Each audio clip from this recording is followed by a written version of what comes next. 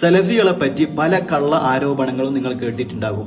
സലഫികൾ നന്മ ഉടക്കികളാണ്, പ്രവാചകൻ സല്ലല്ലാഹു അലൈഹി വസല്ലമയെ പൂർണ്ണമായിട്ടും അംഗീകരിക്കാത്തവരാണ്, തീവ്രവാദികളാണ്. ഇങ്ങനെ പല കള്ള ആരോപണങ്ങൾ നിങ്ങൾ കേട്ടിട്ടുണ്ടാകും. യഥാർത്ഥത്തിൽ ആരാണ് സലഫികൾ? ഇന്ന് സലഫികൾ ഏതൊക്കെ നന്മകൾ മുടക്കുന്നുണ്ടോ, ഏതൊക്കെ കാര്യങ്ങൾ ചെയ്യാൻ പാടില്ല എന്ന് പറയുന്നുണ്ടോ, ആ കാര്യങ്ങളൊന്നും പ്രവാചകൻ സല്ലല്ലാഹു അലൈഹി വസല്ലമയും സ്വഹാബത്തും ചെയ്തിട്ടുണ്ടാവില്ല. ദീനിൽ കടത്തിക്കൂട്ടിയിട്ടുള്ള കാര്യങ്ങളായിരിക്കും. സലഫികളുടെ ഏറ്റവും പ്രധാനപ്പെട്ട ആശയം എന്നുള്ളത് പ്രാർത്ഥന അള്ളാഹുവിനോട് മാത്രം. അബോധികമായിട്ടുള്ള എല്ലാ സഹായതട്ടങ്ങളും അള്ളാഹുവിനോട് മാത്രം. മരിച്ചുപോയിട്ടുള്ള പ്രവാചകന്മാരോടോ അല്ലെങ്കിൽ മഹാന്മാരോടോ ഒരാളോടും തന്നെ സഹായം ചോദിക്കാൻ പാടില്ല. പ്രാർത്ഥനയും സഹായതട്ടങ്ങളും അള്ളാഹുവിനോട് മാത്രം. ഇതാണ് സലഫികളുടെ ഏറ്റവും പ്രധാനപ്പെട്ട ആശയം എന്നുള്ളത്. എന്തുകൊണ്ടാണ് സലഫികൾ ഈ ഒരു ആശയത്തെ മുറുകെ പിടിക്കുന്നത്? ലോകത്ത് വന്ന എല്ലാ റസൂലുമാരും ഉയർത്തിപ്പിടിച്ചിട്ടുള്ളത് ഈ ഒരു ആശയമാണ്. ആദ്യമായി കൊണ്ട് ലോകത്ത് ശിർക്ക് വന്നിട്ടുള്ളത് നൂഹ് നബിയുടെ കാലത്താണ്.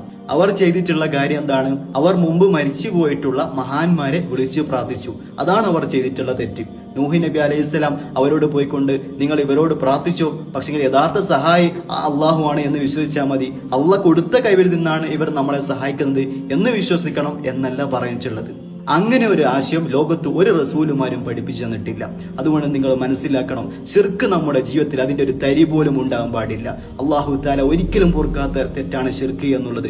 അതുകൊണ്ട് പ്രാർത്ഥനയും സഹായതട്ടങ്ങളും അള്ളാഹുവിനോട് മാത്രം. അതായിരിക്കണം നമ്മുടെ ഏറ്റവും പ്രധാനപ്പെട്ട ആശയം. ഇനി ഞാനൊരു സലഫിയാണ് എന്ന് പറഞ്ഞിട്ടില്ലെങ്കിലും, ഇനി സമസ്തയെ തന്നെ ആണെങ്കിൽ പോലും ഈ ഒരു കാര്യം നിങ്ങൾ ശ്രദ്ധിക്കണം. ശിർക്കിന്റെ ഒരു അംശം പോലും നമ്മുടെ ജീവിതത്തിൽ വരാൻ പാടില്ല. ഖബറുകളിലുള്ളവരോട് സഹായം ചോദിക്കാൻ പാടില്ല. പ്രാർത്ഥനയും സഹായതട്ടങ്ങളും ഒക്കെ അള്ളാഹുവിനോട് മാത്രം. അതാണ് നമ്മുടെ ജീവിതത്തിൽ ഏറ്റവും പ്രധാനമായും ശ്രദ്ധിക്കേണ്ടത്.